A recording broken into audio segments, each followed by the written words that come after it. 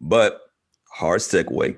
Let's talk about it, y'all. And Grant, you're a guest. What do you think about Invincible? Have you seen it on Amazon Prime? I have. Yeah, I was a big fan of the comic book. I read the entire series. I think I have them. I have like the little trade paperbacks. I don't have the monthly comic books. Mm, But yeah, it was a comic book that kept me interested for far longer than I thought it would. Um, and he Kirkman is really good at like the kind of like the shock moment. You know what I mean? hmm Because I remember while I was reading it, once every two or three trade paperbacks, there would be some hook that would get you back excited into it. Like every time I would start to think like, this is getting kind of boring. I think I Right. might not buy the next trade paperback. Like clockwork, there would be like some hook that got me back into it. As far as the TV show, so far I think it's been just about a perfect adaptation. hmm Um, That's good. I think it has one of the best voice casts Oh of yeah. It any does. of any cartoon I've ever seen. I mean, I don't like even like the background characters, like people who don't have really big parts are like great actors. I agree too. It's you and I mean, well, and I'm sure Chris too. Like we read a comic book. I put Chris on into it, and seeing something like this get adapted great and smoothly to on streaming, it's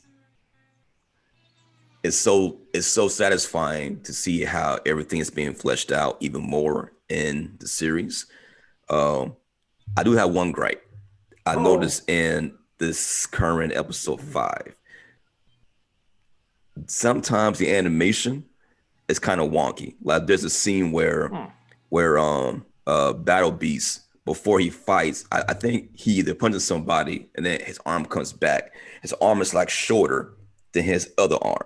You know what I'm saying? And I was Hmm. like, it's kind of throwing me off because I want to be involved in the scene. And sometimes they got the CGI backwards. I mean, the CGI screens, and sometimes you notice when somebody's flying, you can tell that this dude's doing this yeah, right okay. here. I've noticed that too. Yeah. It's kind of like one of these You Yeah, know, motherfuckers. I'm gonna have to yeah, pay attention to that more. Yeah. I thought it was something going on, but I was just so immersed in the action right. and the shock and awe about, hmm especially certain scenes. The first, I remember when I turned it on because my dad, he's in the comics and stuff. He's like, "Yo, you gotta watch this on Amazon Prime." I said, "All right, I'll get to it." I'm right. thinking as it comes on, okay, it's a superhero cartoon. Okay, we got a Batman figure, we got a Superman figure. Okay, cool, cool, cool. hmm And then Yeah. when your boy and when they get in that fight scene, and I'm like, okay, they fighting. Okay, there's blood. Yo, my man head is off his body. What is happening here? You hmm know Right. what I'm saying? Right. Or he beats the person that way, and you see limbs and stuff coming off, and I'm like, yo, what is this? And Grant, and you say that they do this all the time. Like I've never heard of this comic series. Oh man. This is my first time seeing it. You say they do this stuff all the time. Like that's I crazy. mean, yeah, I don't know if there are any like shock reveals like, as big as that throughout the comic book, but yeah, there's a lot of like moments in the comic book where you're like your jaw, like you have to pick up your jaw off the floor and put it back Yes, sir. hmm Man, because that's, I mean, even the that's dialect, like okay, in the last episode that came on yesterday, the guy that throws, forgive me if I'm not familiar with the characters yet. Guy, he's like a Rex Gambit character. Explode. He like, what's his Yeah, name? Rex. Rex. Yeah. Explode. Yeah, him and the little young girl that turns into the beast Monster thing. Girl. Yeah, Monster Girl. She gets younger and younger by by every time she turns. So the robot was telling him like, "Yo, you can't have a romantic relationship with her," and he was like, "Well, you can't tell me what to do." And I'm like, "That's kind of problematic because she's a young girl, like, but Yeah. she technically is old, but you can't show that on TV, can you? I guess you can, you know." And then See, now he had a threesome with the multiple girl. I'm Yes, like, he what? did. That's a good. That's a good ghost. Okay, Yes. we doing this. That's the dream. I mean, but the good thing about Kirkman, like in the book, he gives each character like a lot of like dope dialogue. It's like sometimes there'd be pictures of people just having like these conversations back and forth, and and it's not just talking for the sake of talking. It's like actual like this is like an actual convo about this said subject, and you're like, damn, like that makes sense because there's this show is presented as good and evil, but nah, there's a lot of gray. Gray, yes. My Yeah. God. Yes, My it is a lot of God. gray. Like That's what it's all about. it's crazy. It is crazy that like even the last episode with the, he gets Titan. Titan. He's the mob boss. Like I'm like, what? I You didn't see didn't that see that coming, coming at all. did you? I I didn't see that coming at all. Mhm. But He pulled a one Luke thing I Cage. do- yeah. He's a Luke Cage figure. So one thing I do enjoy about the cartoon is that they have a lot of hip hop and pop element to it. So when you segue into in a movie, they got the music playing. So the genius rock guy, that he keeps cloning himself. Mauler twins. Molar Twins. There you go. So they was playing a song by Run Run the Jewels. Mhm. There you go. And I was like, Run the Jewels is getting quite popular now. A lot of people know it. I like when I'm kind of selfish with my artists. Like I like when I'm the only one who really know about them. You gotta share, it's T. like Come on, man. Don't be like that. I know. And then I hear somebody else playing their music, and I'm like, oh, you like RTJ? And they be like, you know what I'm saying, with the hands. And I'm like, it's like a secret cult, but now everybody knows about it. And I'm like, I don't even want to listen You don't to like it no more. Come on, Taurus. Taurus, it ain't taste. Wow, Yeah. I'm good. No. So real quick, I wanna do a round table. So out of the 5 episodes so far, everybody give me your favorite moment of the series so far. I'll go with Grant first. I mean, you got to go with when Omni-Man just murders everybody, right? I mean, obviously, I read the comic book, so I knew it was coming. But yeah, even when you read the comic book, you're like, wait, this is going to be in somebody? This is going to be a dream or something, right? This can't actually be happening, right? Yeah, I I mean, didn't see that coming at all. in the book, it was just like a screen of just zip, zip, zip, and then he's covered in blood. Like I didn't like you either. But the show, it was more fleshed out, and damn, it was brutal. I think that's what got everybody caught on to like yo, maybe I should check it out. All right, Chris.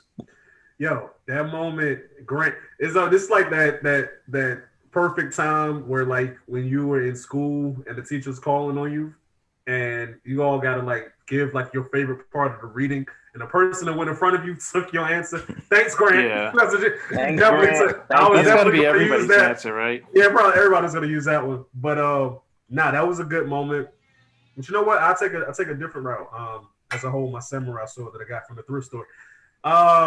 I like the part where Cecil sends. I don't know the demon detective's name. You probably know, G. Dark. Dark Blood. Yeah, Dark Blood, Detective Dark Blood, when he sends him back to hell. Because and me and Stats Guy were talking about this last night. It's so much gray in the show, and it's part of what makes Robert Kirkman's writing so dope. Cecil, you've already seen it, but you're going to continue to see it, that he's all about just keeping the world safe. If it takes killing an old lady, he's going to kill the old lady if it's going to keep the world safe. So he knows that Omni-Man more than likely killed all the heroes.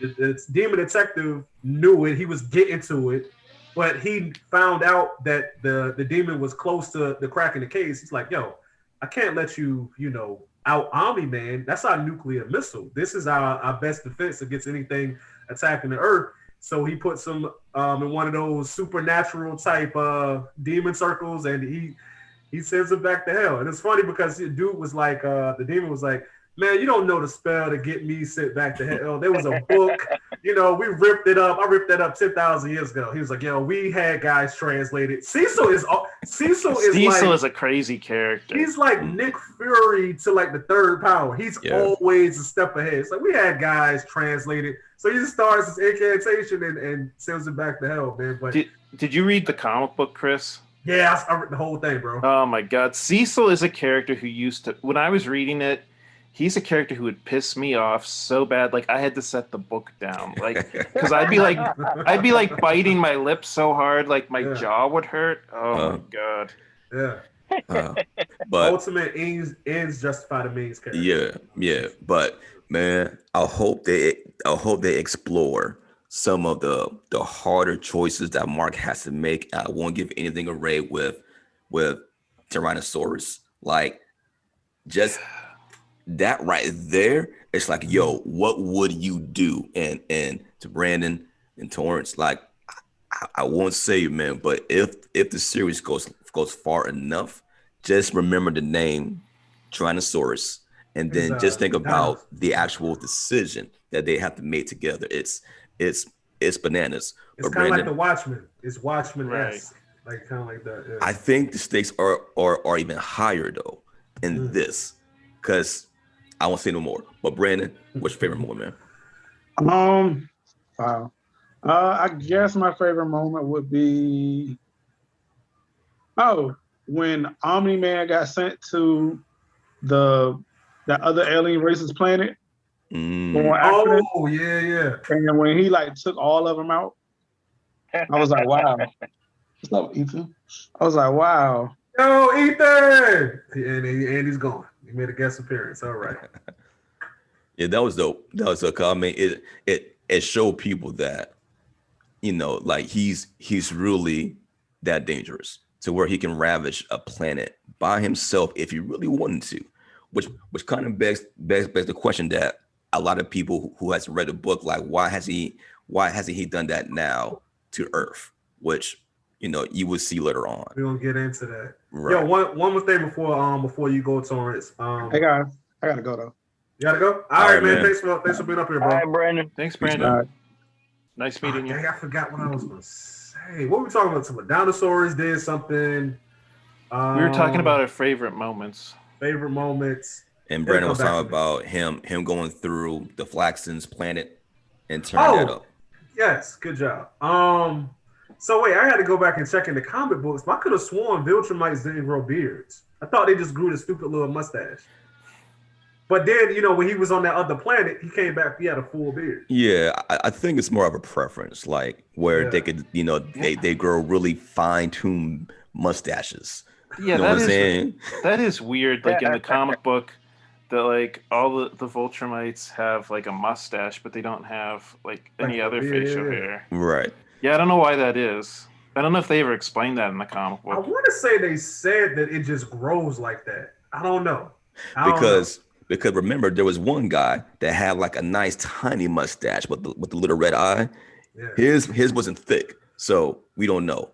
But on then again, that Grand Regent dude, he had like a beard. But I don't know if that could have just been like a wig. You remember the dude that Thrag, he rips his head off? We don't want to give it away. Are you talking about the guy?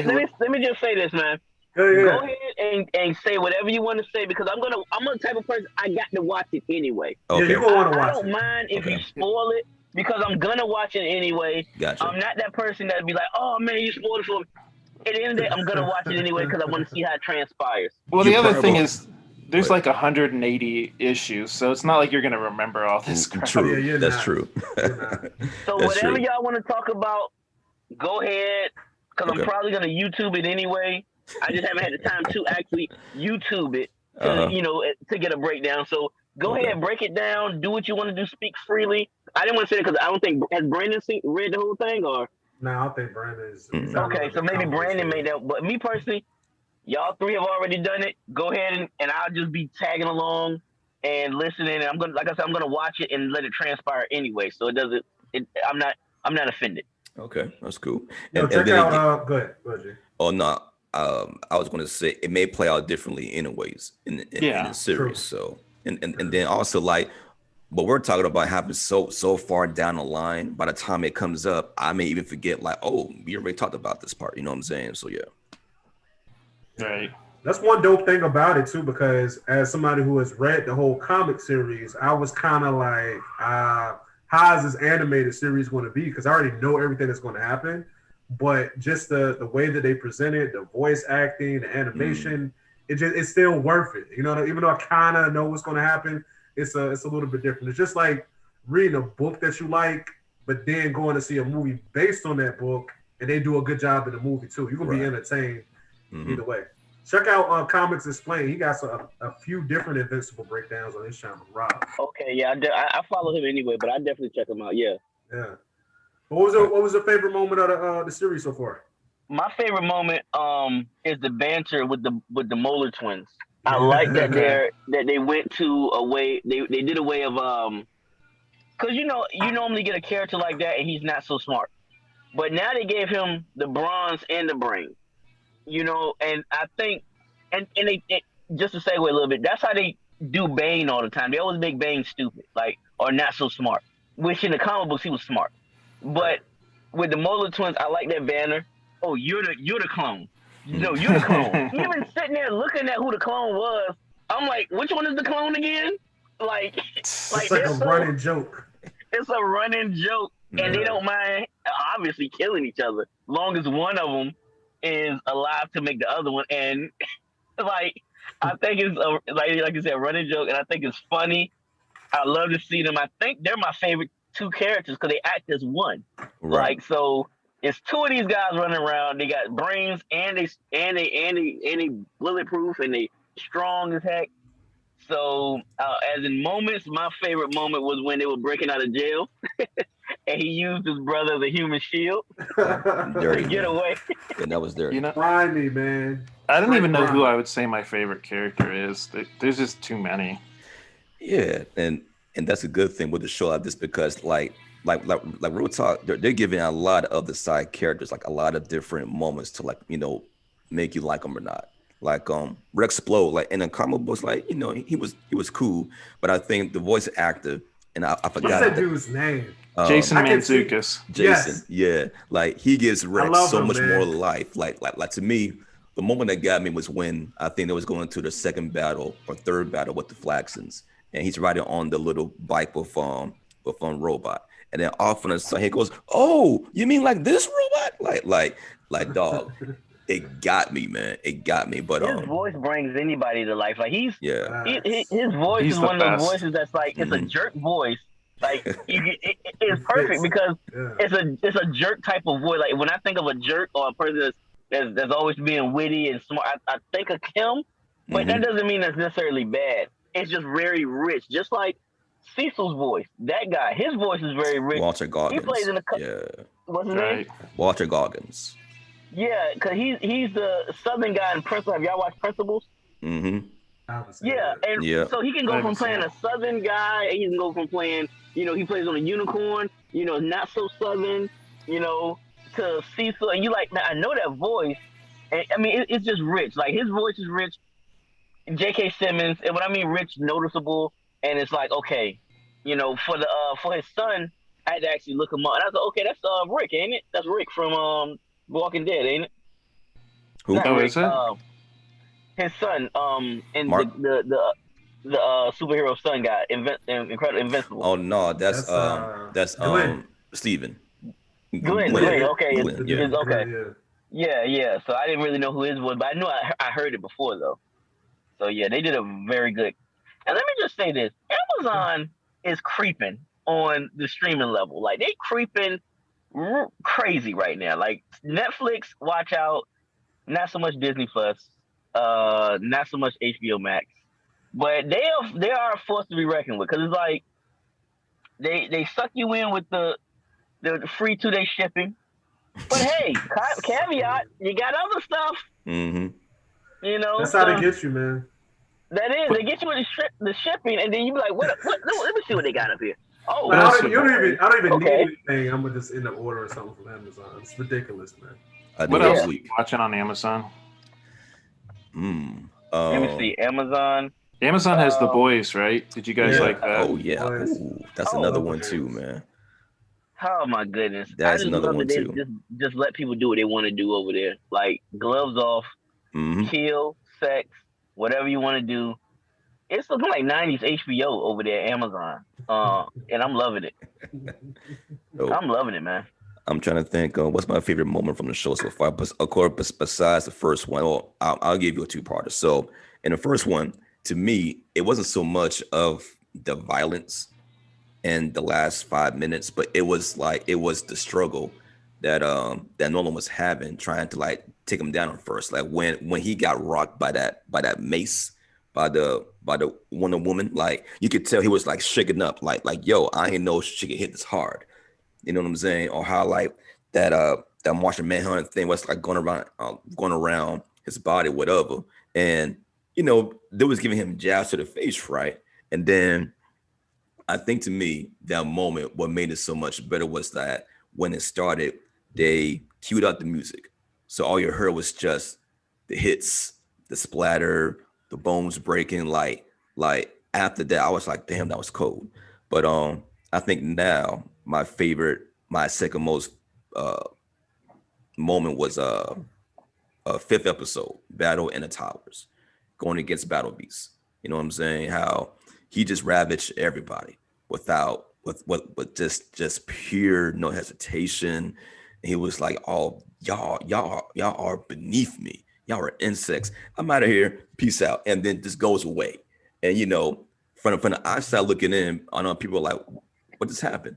He was here. Now he's not. He he is this powerful. How come he's not staying around?" But little do they know, he has so much more epic scenes coming up in the future. Oh man, It's, and Yeah, I'll he say was. this. He was. Hmm, I didn't but know who he was. Like I said, I didn't read the book, but I was like, he ain't playing. Like he is not playing. Like at the point of a comic book or cartoon where the hit superhero is getting beat, and then it's like, okay, he's turning up. Your epic Goku turning the Saiyan moment. Like, and I'm like, okay, well, this is where the turnaround is at. Newsflash, Nope. that's not this type of cartoon.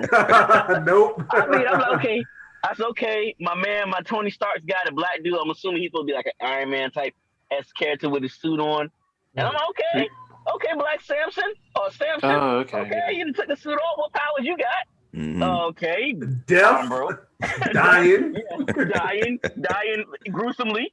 And then your boy took his whatever he had, that battle thing, and hit your boy in the chest. He bleeding. He got blood in his eye. I'm like, Oh, now jeez. get. Was his dad watching from up high? Yeah, the whole time. I thought that was okay. I thought that was it because I had turned my head and then I went back to the episode and I was like, was that Omni Man?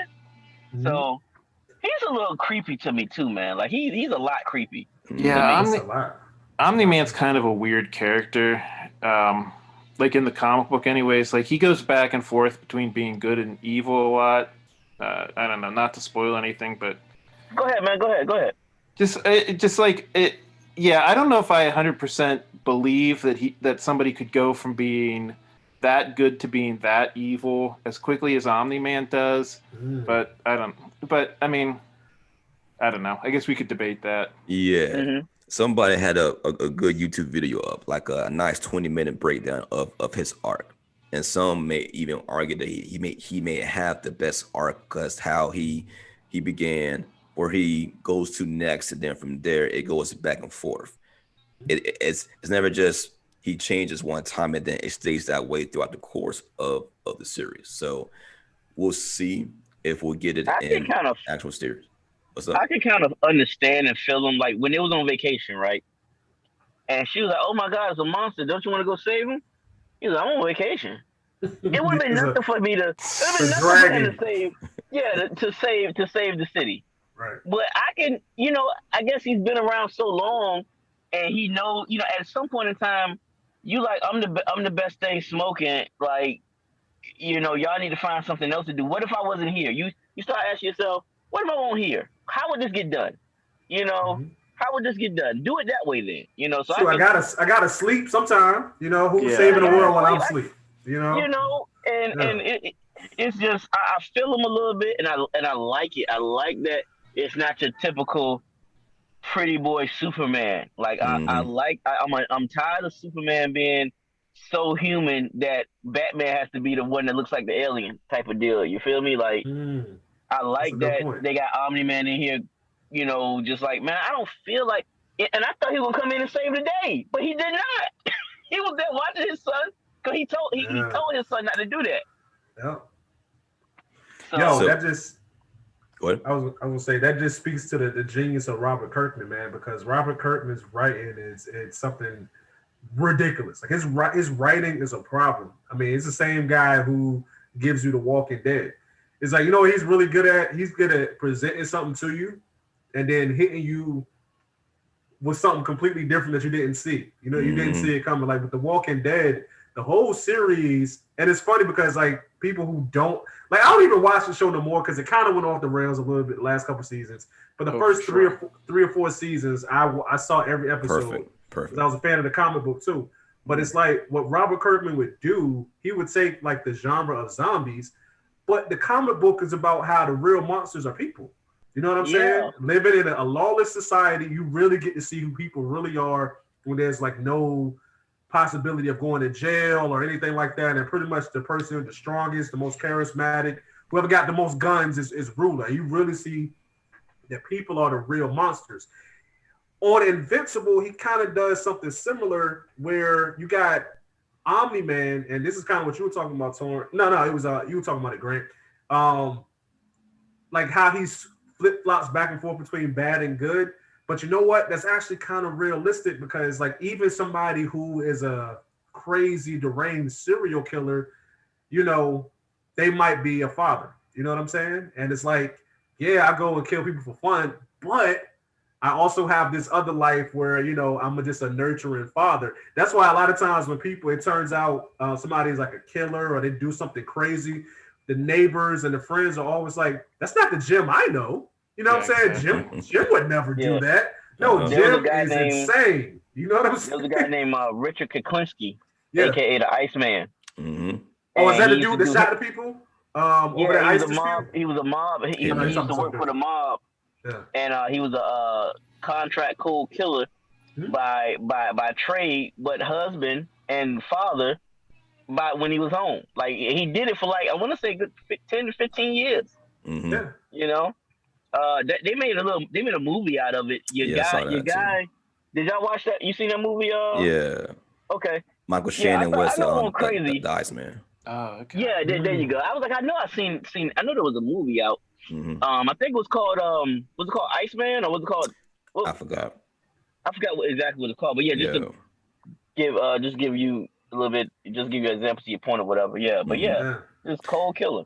Yes, somebody gave a pretty good breakdown on like what separates a psychopath to a sociopath, and they were saying how psychopaths can actually function in a human society. They can hold down jobs, you know, for a good amount of time, and sociopaths can't really do it. So kind of flip that over to a character like Nolan, where he's separating his family and his role as a Viltrumite, which Torrance, you will see the twist of how he changed and why he's really there on Earth. You know what I'm saying? But also, like, I'm sure you've seen like the cracks within the way he acts, where, you know, he's being asked to like go to Mars. He's like, nah, I gotta stay here on Earth. I gotta protect it. Or when he's watching the new Global Guardians fight, he's like, they're all pathetic. It's like, I know you're seeing like the cracks and all of those sprinkles lead up to a bigger icing on a cake, which you will see. Okay. So I can't wait for you to experience. G with the metaphors. Okay, G. You know what I'm saying? I've been working, man. This whole cake over there. I've been working, man.